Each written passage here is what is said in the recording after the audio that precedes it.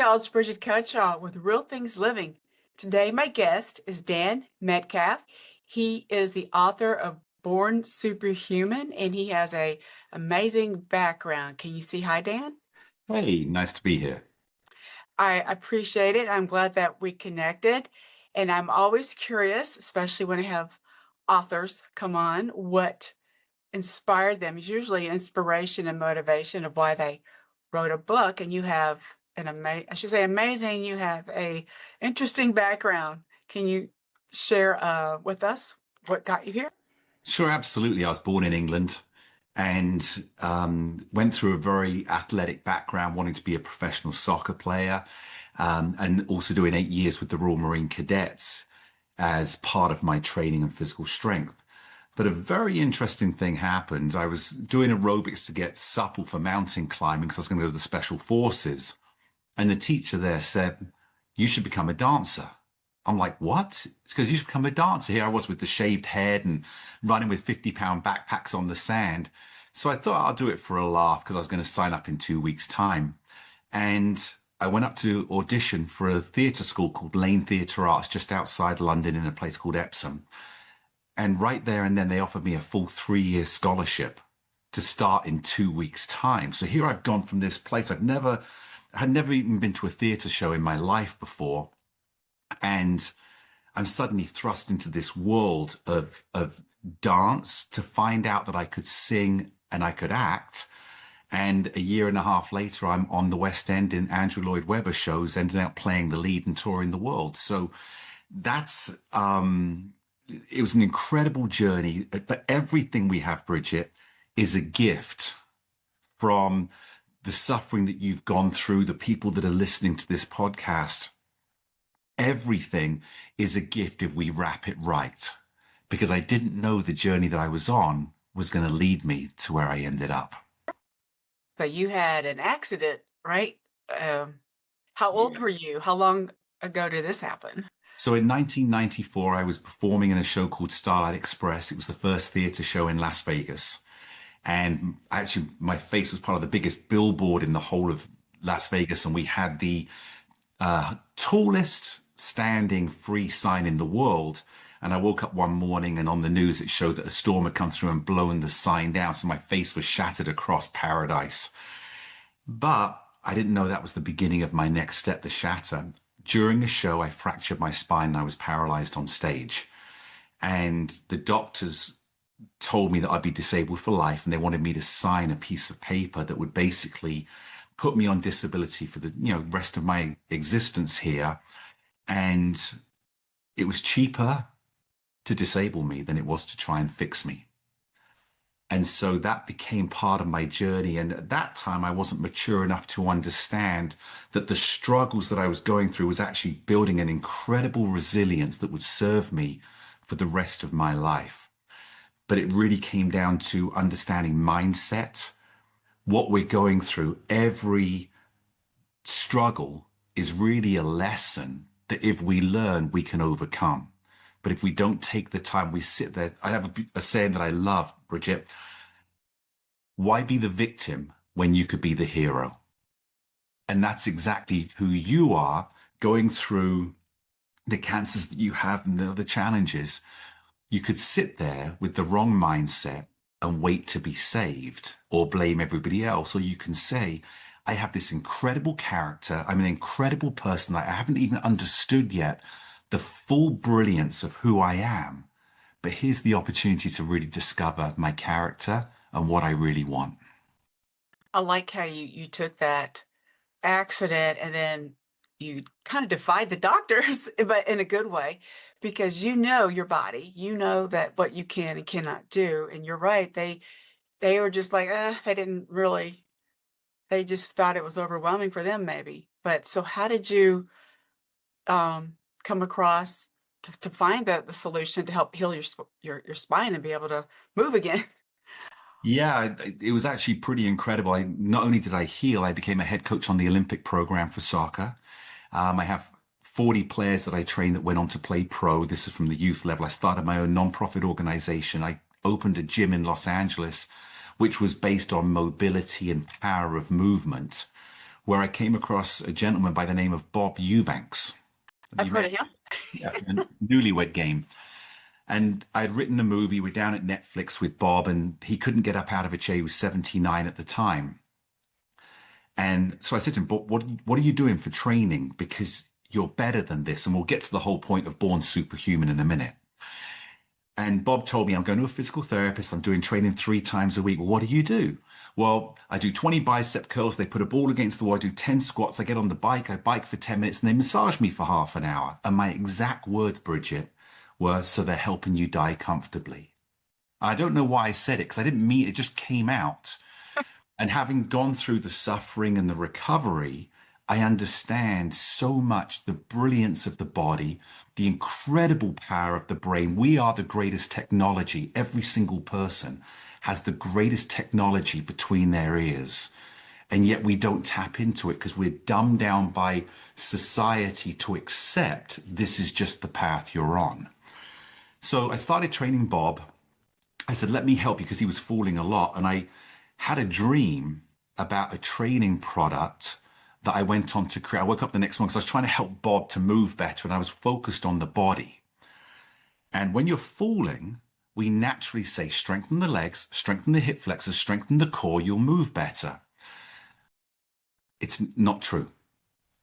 We have to focus on the brain. The brain is the connector. If you think of a baby growing up, we don't take them to a gym to help them learn to walk. So why would we take somebody that's having balance issues or mobility to a gym and say, this is your solution? So I started focusing on the brain. Well, another gift came to me. I was racing the Ironman. I'd done a ton of stuff. I was racing on bike teams. And I'm coming through a guard gated community and at 22 miles an hour, and the guard brought the metal gate down on my head at 22 miles an hour. Oh my God.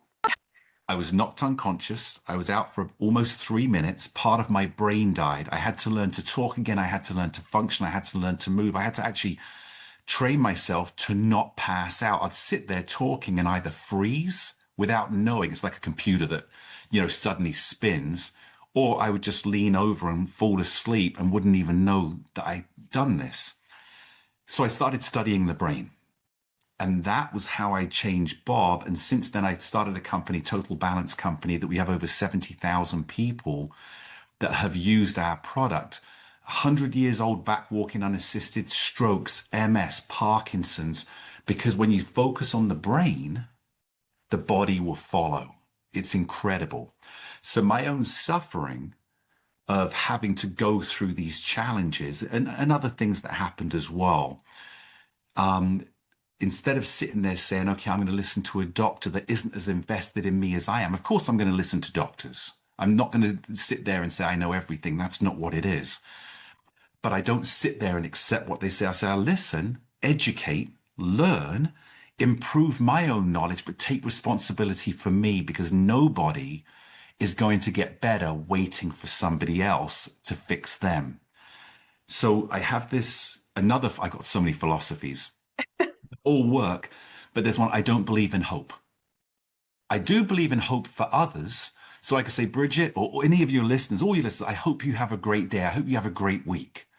But for yourself, you have to believe because hope is a procrastinator. We sit there and go, I hope I have a great day. I hope I get this job. I hope I get healthy.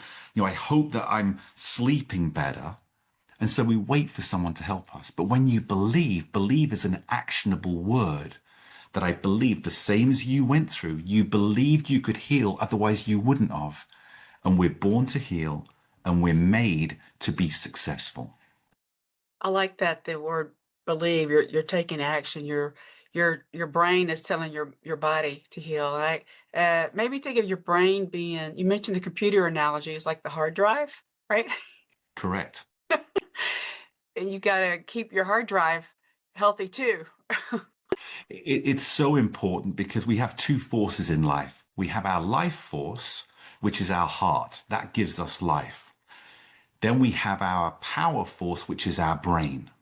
And we know you take either of those out and you're no longer here. But if I said to you, Bridget, tell me something you love, what do you love? What do I love? Hmm.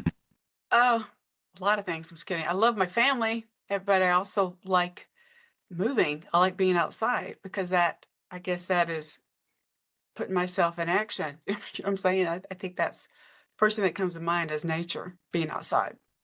And it's great because I also ask all your listeners just to quickly think, what is something they love? Now, I'm going to ask you as well, have you ever been in a relationship where you loved that person and they didn't give you the love back? When I was young, Yeah. Yeah. And what happened to that relationship? I told them bye. Yeah, because it wasn't going to work. Have you ever had it where someone was mad about you and you weren't into them? Again, when you were young, and yet they wanted to give you everything, but you just weren't connected. Probably another like dating relationship. Yeah, absolutely. And so what happened to that relationship? Bridget said bye. Exactly. I'm the one Yeah, that says bye. it didn't work. Well, it's the same, and we don't think about it. We've seen where you take two seeds, put them in separate pots with the same soil. One you put love on, and one you put the H word on that I don't like to say because it contaminates us when we use that word. Right. The one that you, and they're exactly the same sunlight, exactly the same soil, exactly the same pack of seed. One you speak love to and it flourishes. We've seen it with the level of water or rice and what happens to the crystallization in there. The one that you don't treat well always diminishes or becomes contaminated or toxic. Well, how many times have you woken up in the morning and said, I love my heart, I love my brain? Yeah, that's true. Never thought about it because I'm focused on the other people around me. Right. And I would say that's common with everybody because we don't understand. We just take it for granted. It's just there. But whatever you give love to will flourish. So if you have an injury and you say, oh, I got a bad knee, God, I can't stand my knee. My knee is not, it's stopping me. What we're doing is we're rejecting that body part away from our natural healing of our body to say, if I give love to it, it will never get worse than by treating it or dismissing it. So when I have my brain injury, I'd lie in bed first thing in the morning, put my hand on my head, close my eyes and go, I love my brain. You're a success story in action. Now, I can't rush the time, but I certainly can give the positive energy because our body wants to heal, it wants to get better. And if we don't give it that love and we don't give it the connection and we reject it because we demolish it, we're actually going to get worse. Right. I do remember telling myself with the rare brain tumor I have, I did tell myself, you're going to be okay. Um, I would tell the tumor that. it, and my brain did heal. And it's still there, but it's the tumor has shrunk a little. But I did the integrative, what is it? Health, you know, not just the normal. My situations, everybody's different. I had to have an injury, but they said that the surgery would have caused me to be paralyzed because where it's located. So I'm like, okay. So I didn't do the surgery, and I asked my multiple surgeons, and the one I trusted the most, I asked him, if this was your wife, would you do this kind of surgery on her? And he said no. So I wanted to get his personal experience, but I did tell my brain that I loved it, but I didn't touch my head like you did. But that's probably why it stopped growing. I didn't know I had it, right? Sure. And again, you're born to heal. Hmm. This is how Born Superhuman came around. Having gone through the suffering, and I've trained tens of thousands of people and mentored so many people along the way. When we're a baby and we're born, the doctor didn't look at you and go, okay, are you ready, Bridget? I'm going to cut the umbilical cord for the first time in your life. You're going to be on your own. Your mother's no. They just cut it. And the system went into action, right? Our autonomic system, our heartbeat, our breathing, our body temperature, our blood pressure started to go. Now we had a team around us because I didn't say born perfect. We're born superhuman because a baby takes on its survival with a team around it. And the baby begins to grow and it develops. And then it slowly builds all these neurons in the brain, the synapse that are telling us how to think. But over time, we're slowly dumbed down to accept what we're told. But we still have teams around us, but the team around us will also determine how successful we can be.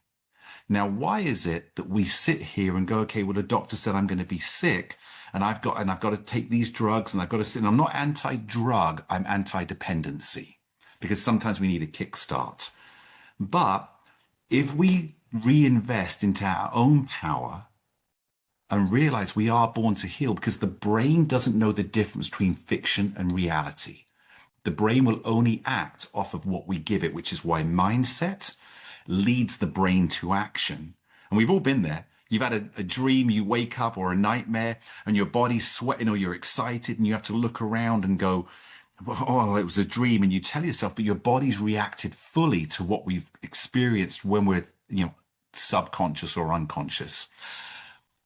If that's the case, what can we do when we're actually conscious?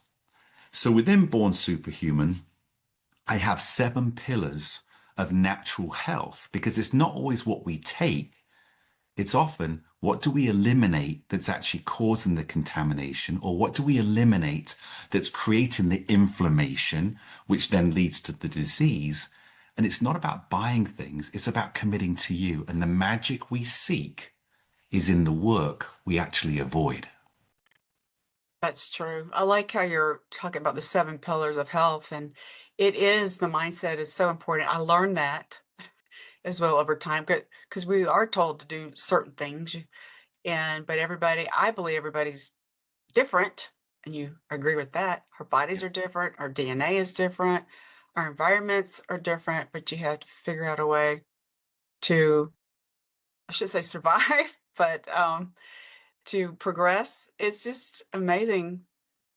I'm so glad that like healthcare in our countries, they're starting to integrate more of this stuff, this mindset. I think that's just good. They're realizing it's not just about the drugs, right? It's about all the meditation um and other things. So excuse Well, me. yeah, I can address that because being a head coach on the Olympic Development Program, we know, and any top coach performer in will tell you that performance is 80 to 90% mental.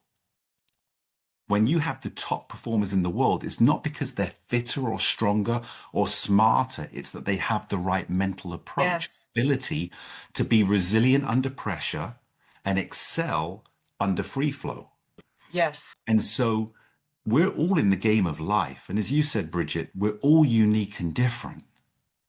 But at the same time, we all have incredible powers when we reinvest into ourselves.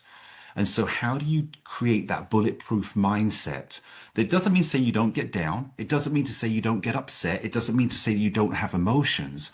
But as I'm going through it, how do you create the exit from the stress and back into the flow?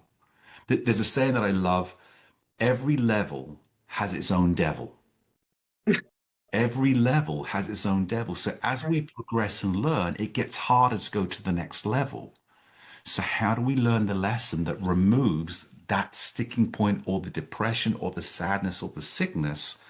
And it all starts with our own commitment to invest into ourselves with the right mindset and programs. That is true. As you were talking about the athlete stuff, my son used to play travel hockey. He was like really good hockey player, and I noticed the players were guzzling a bunch of energy drinks before they would go out there, and I noticed they were tiring after a certain amount of time, and they were dehydrating themselves, right? And so that their mindset thought, well, if I just do all this energy drink, I can make it, and it actually made it worse. I think their performance. And I just recommended to them, just try just drinking water. And then if you want an energy drink, I said, do it later. And then they all actually perform better because they had the proper energy that their bodies could handle, right? Rather than it made them use their superhuman skills that they had. I know that was kind of off tangent, but I was just trying to encourage them. You can't rely on caffeine to make it through a full game of hockey.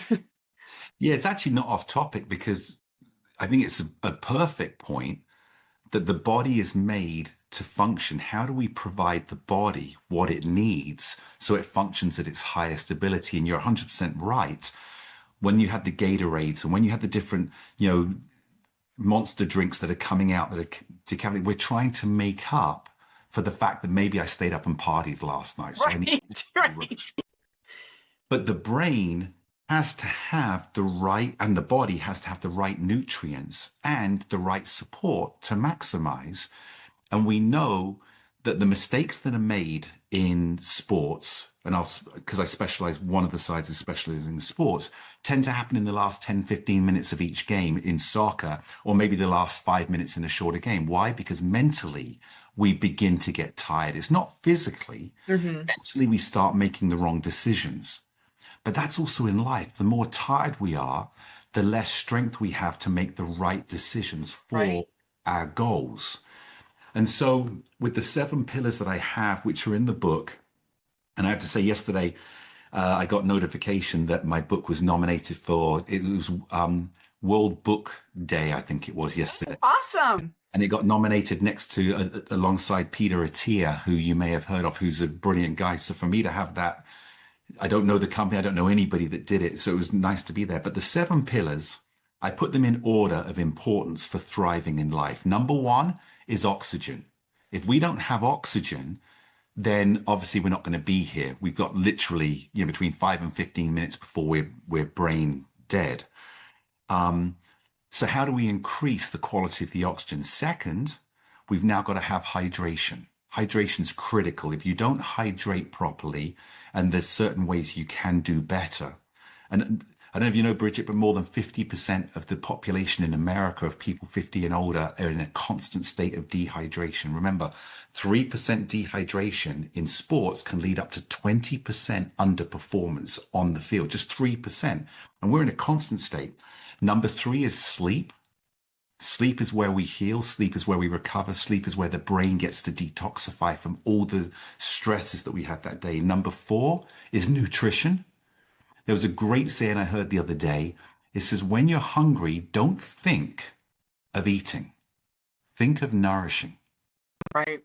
Because eat just puts something in your body to fill up the gut. Nourish is, what am I actually consuming that allows me to thrive? So we've got oxygen, hydration, sleep. Then we've got nutrition. Number five is exercise.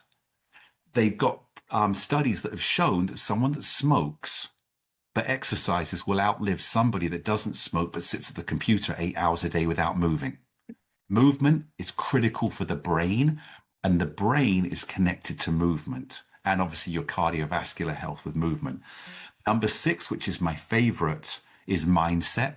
Because if we have the wrong mindset, nothing's going to work. Eventually, it's all going to crumble. And then the last one is challenges. I love that.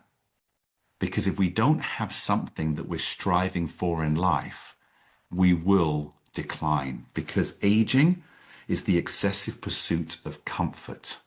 Yeah. Aging is the excessive pursuit of comfort. Everything we did when we were young to let us thrive, we start avoiding it as we age, and we blame aging, but we don't stop playing because we age because we stop playing. My mother, one of her taglines was, if you don't use it, you lose it. 100%. She's 84 and she doesn't look it. Okay. And thank God I have her genes. I'm just kidding. But I think I totally agree with you on all these things. That's what I think helped me get through some of my health issues, which mine were related to environmental though. And that's something you have to come over or get over. Yeah. Oh. And again, I go back, we become our environment, both physically and mentally. Hmm. So the most important environment you build is starting inside yourself. Yes. Um, It's it's just so I love what you're doing, and because I'm curious, I think we need to be more curious too, and to help us figure out what we need to adapt or change in our life to focus on the pillars of health, right? The right. yeah. And then I also, by the way, I did there's some nutrition or tests they can do. I met with a holistic epidemiologist who tested me. They thought I had, what is it where you have an issue with bread, but it's not. I forgot what it's called. Gluten, not the gluten free. Yeah, I didn't have an issue with gluten. It turned out my issue was casein protein, Dan. Mm. And what it is, casein takes like 4 hours for your body, your stomach to start digesting. That's why there wasn't any symptoms. So if you think about, the culture I grew up in, you got to drink milk and eat cheese. But my brain was and body were telling me, don't do it, right? But I still would do it because I was told I had to do it. And then that probably wasn't helping with my health. It's even worse than that, Bridget. Yeah. When you're doing the wrong things, Hmm. body can only handle so much Correct. um, to fight back against, and then the body gets overwhelmed, and we lose the resources to be able to fight naturally what we will, and that's where disease comes in. And then it's not just maybe the specific disease, but then other things start coming in, and the body's going, I can't handle all this. And so by taking that protein, it was taking away the body's ability to Right. fight other things that should have been there. It's fascinating the more we learn. And I love that you said curiosity, because I'm a huge believer you have to be passionate about curiosity. You'll never stop learning, and that will allow you to live a better, more resilient, and powerful life. That is so true. And I think I joke, I have to make jokes about it. It's like cancer's like, screw you, because they knew that it knew that my body was trying to fight off eating cheese. You know what I'm saying? So the cancer took advantage, I should say, took advantage of it. But yeah, it's all living organisms and cancer cells. I didn't know, I didn't have symptoms. And I'm so glad I met with this doctor who helped me. I got off. It was hard getting off of dairy because it's in everything in our culture. I think the reason I thought it was a gluten issue is because in the US, milk, casein protein is in our friggin' bread here. And Mm. so I cook a lot I cook a lot, make my own food, and I got off of dairy, which it can be addicting to some people. Like you said, it's part of our lifestyle, and the Mhm. hardest part is going through the pain of change to find out how great it is once you've gone through that challenge. Before every great breakthrough is a greater breakdown, because that's where most people stop, because they don't want to go through the change. They want something else to save them. And I'd say to all your listeners, look in the mirror. Really look into your eyes, really stop and take the time to see who you really are, because you are all born superhuman. And we can go back to that and find excitement in life. We can find passion in life. We can overcome things that nobody else has overcome in the way you will, and yet and become an inspiration for yourself, Bridget. Going through that journey, you gave belief, hopefully, Right. not believe it, but you gave belief to other people to say, wow, Bridget's so inspirational. If she can do it, maybe I have an option to or opportunity to do it as well, because we always need people to step over the start line on the journey to let us follow. And most people won't have the strength to stick with the journey, or if you don't see immediate results, you suddenly go back to your comfort zone. Yeah, I agree with that. People try to do too many shortcuts, and that's what to heal properly, it is a long game. You have to have help though. You're helping people, and I had this doctor help me, and I lost weight. I wasn't overweight, but I lost like 5 pounds because you didn't realize. Um, I think my body was just like probably inflamed too, but it helped me heal. And I asked people, they asked me, how did I heal so good? And I said, well, cut out dairy. And then some people think it's silly, but like, no, it's not worth it. I want to be healthy. And we're all different. Like some people can handle dairy, Correct. some people can't. You know, I have a gluten intolerance. but I can still, as long as it's in small amounts, I'm not going to suffer. Like if every now and again I had some gluten, my body's going to react, but it will clear it out quickly, Right. doing it every day. And that's why I say if people are willing to step up to the plate, it's incredible what they can do. There's nobody that I've met that can't overcome what they're going through if they truly commit to it and then have the support team around them. But if Yes. you're not willing to step over the start line, you'll always be a spectator. And there's two people in life, players and spectators. And players often have the greatest journey because they're experiencing life rather than people sitting back watching others go. I love that analogy. It definitely resonates with me and definitely with the audience. I think, yeah, player versus the spectator, that you have to engage, you have to be active. It's so healing to do that. I mean, it's not easy every day, and right? It's not, but you Mm. still have to. Everybody's life is different, or different chapters in life. I call it chapters. You have to adapt. And I'm sorry you have gluten issue, but I have a dairy issue, right? So, Yeah, and it doesn't worry me because I've actually got healthier by avoiding it. right, And me too, right. I'm performing now in a physical way. I still race. I'm back doing all the different stuff. I'm incredibly fit, but I had to go through the learnings. I'll tell you, can I tell you a quick little story? Oh, yes. Yeah.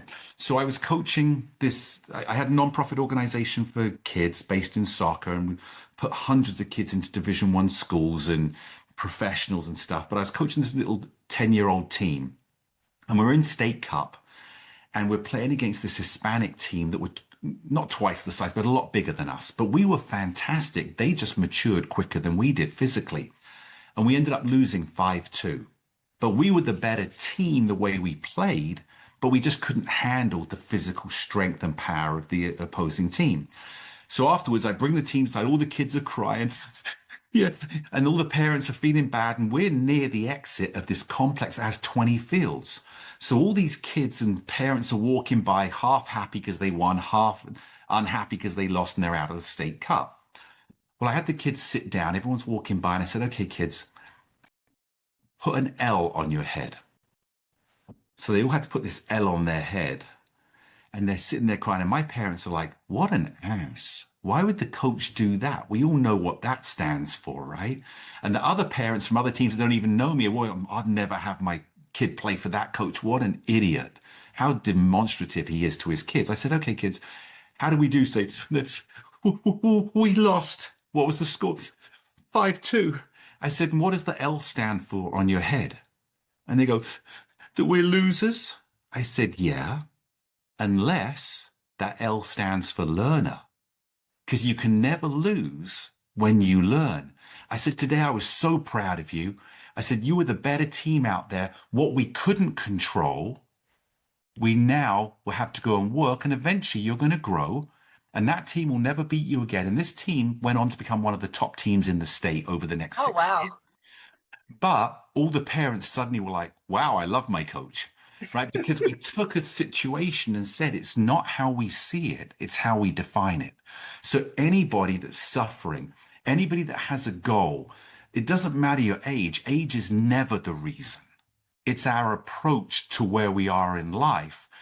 I get really passionate when I see people go, oh, I'm 70 years old. I got 6 years left, 10 years left. Yeah. And I'm like, but why are you limiting yourself? Well, Right. we gotta go. But our cells with the telomeres on the end are designed to live over 120 years at a constant ability to function fully. Now, I'm not saying you're going to be at 120 running the same speed you were at 16, but we can get up, we can move, we see the blue zones. What's happening is our inflammation, our contamination, our environment, as you talk about, are wearing away the telomeres at the end of the cells, which means the cells begin to die, which means we begin to die. If we eliminate those things and turn around and say, I actually see myself living 30 years more, it's amazing. Then you take the action. What will happen to your body? Eleanor Roosevelt, who I absolutely love, her sayings, what a great female leader she was, even though she was the first lady and not supposedly the leader of the country.